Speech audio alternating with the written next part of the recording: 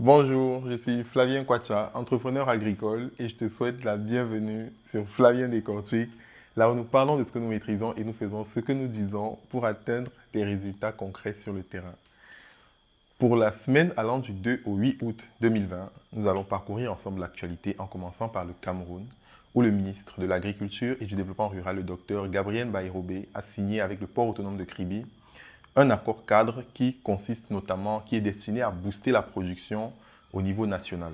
L'idée, c'est de permettre d'envoyer, d'exporter plus facilement les produits agricoles du Cameroun et de faciliter l'importation de certaines denrées qui pourraient permettre de booster la production. Donc c'est un accord cadre qui va sur 3 ans et qui pourra être reconduit de façon tacite. À l'échelle africaine, au Niger tout d'abord, on commence par le Sahel. Le ministre de l'Agriculture a réceptionné un aéronef qui permettra, un aéronef uniquement destiné, exclusivement destiné à l'agriculture, qui permettra notamment de faire l'épandage et l'arrosage de certains produits sur des plantations qui appartiennent à l'État. C'est un aéronef qui notamment permettra de faire de l'épandage sur 30 hectares en une seule minute et il peut tenir jusqu'à 4 heures en termes d'autonomie de vol. Du côté du Nigeria, revenons un peu plus vers l'Afrique de l'Ouest central. Du côté du Nigeria, la start-up, notamment appelée BitDrone, qui voit ses ventes démultipliées, c'est une start-up qui propose en fait des systèmes de culture à domicile. Bien sûr, avec l'actualité liée au coronavirus, cette entreprise-là a vu le besoin accru de façon importante. Donc aujourd'hui, se retrouve à avoir une croissance de plus de 300% de ses ventes. Au Gabon, il y a le lancement de la deuxième phase du projet Grain. Le projet Grain qui a été l'un des projets les plus en vogue il y a à peu près entre 4 et 6 ans aujourd'hui parce qu'il a été lancé en 2014.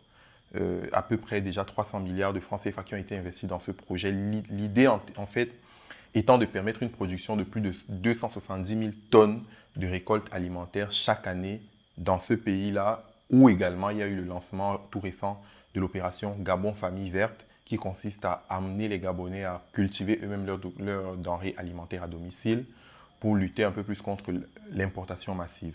En Côte d'Ivoire, terminons avec ce pays de l'Afrique de l'Ouest, il y aura l'ouverture très prochaine de la bourse des matières premières.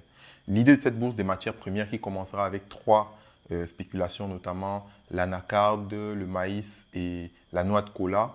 L'idée, c'est de permettre justement aux producteurs de mieux s'en sortir parce que dans cette bourse, l'État pourra savoir exactement où, dans quelle région du pays se trouvent les productions les plus importantes et pouvoir les racheter éventuellement pour les mettre à disposition via les marchés conventionnels. À l'échelle mondiale, du côté de l'Europe, il y a des scientifiques qui travaillent actuellement sur des robots qui remplaceront probablement les migrants dans les champs de culture, notamment dans l'exploitation agricole.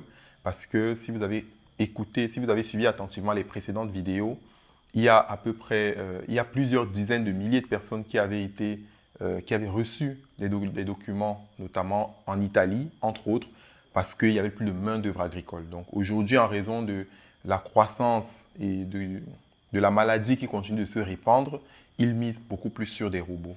À Londres, une étude du University College montre que la croissance, notamment du coronavirus dans certains pays d'Europe, est également due à une agriculture intensive.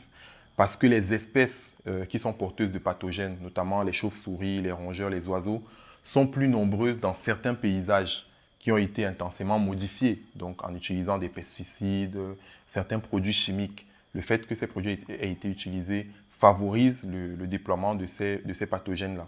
En Suisse, il y a 4 ONG qui décident de lutter justement contre cette agriculture intensive. Et ils ont lancé pour cela l'opération Stop Agrobusiness parce qu'ils considèrent que l'agriculture, ils estiment que l'agriculture ne doit pas être considérée à part entière comme un business, mais comme une activité qui doit d'abord nourrir et équilibrer la planète. Donc, parmi ces ONG, on a notamment World Wide Foundation et Greenpeace, entre autres.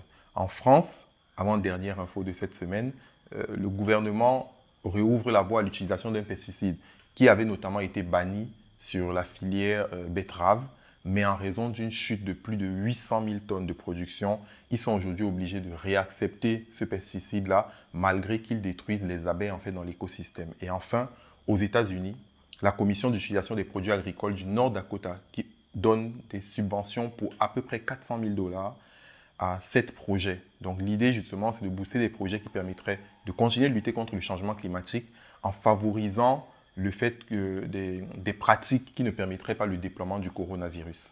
Voilà, j'espère que ces différentes informations-là, et peut-être la dernière, une information qui, je ne sais pas, t'intéressera probablement. On parle beaucoup d'agriculture et de numérique actuellement, mais il y a une technologie appelée Blue River qui est utilisée par certains producteurs de riz en Europe et en Amérique, qui s'est doté la semaine dernière notamment de l'algorithme de Facebook, l'algorithme d'intelligence artificielle de Facebook pour justement identifier les mauvaises herbes sur des plantations de grande étendue et pouvoir avoir un meilleur taux de rendement. Donc là, on rentre clairement dans une agriculture un peu plus numérique.